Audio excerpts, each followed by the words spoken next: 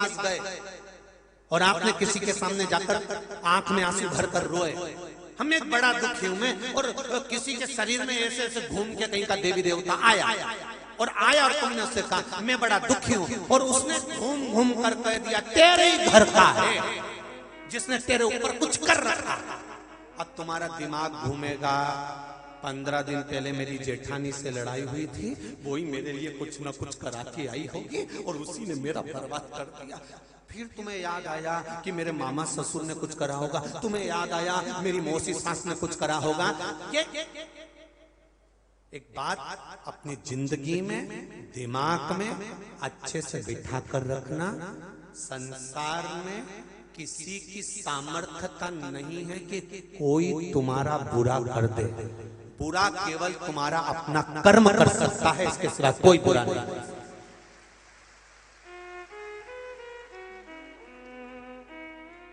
बुरा केवल तुम्हारा कर्म कर सकता है। इसलिए बार बार कथा में कहते हैं मत बुरे कर्म कर वरना पछताएगा, भगवान की आंखों से तू बच नहीं पाएगा, तू बच नहीं पाएगा।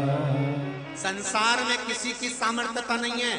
कोई कहता है इसने जादू कर दिया होगा, कोई कहता है इसने टोना कर दिया होगा, कोई कहता है इसने ये कर दिया होगा। संसार में किसी की सामर्थ्यता नहीं है कि कोई तुम्हारा बुरा कर दे। अगर बुरा करने वाले बैठे होते तो सबसे पहले मोदी या टाटा बिरला या अंबानी कोई निपटा देते।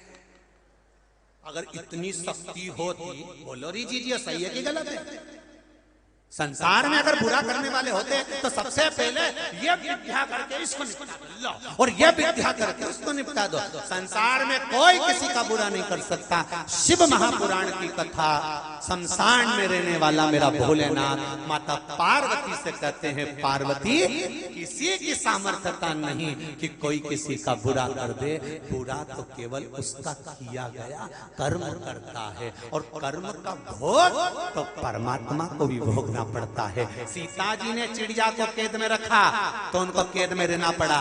राम जी ने छुपकर बाण छोड़ा सुग्रीव को मारने के लिए, बाली को मारने के लिए, जब छुपकर छोड़ा तब उस समय पर उस बाली को मारने के लिए बाण छोड़ा तो वही बाली ने छुपकर इसको मारा,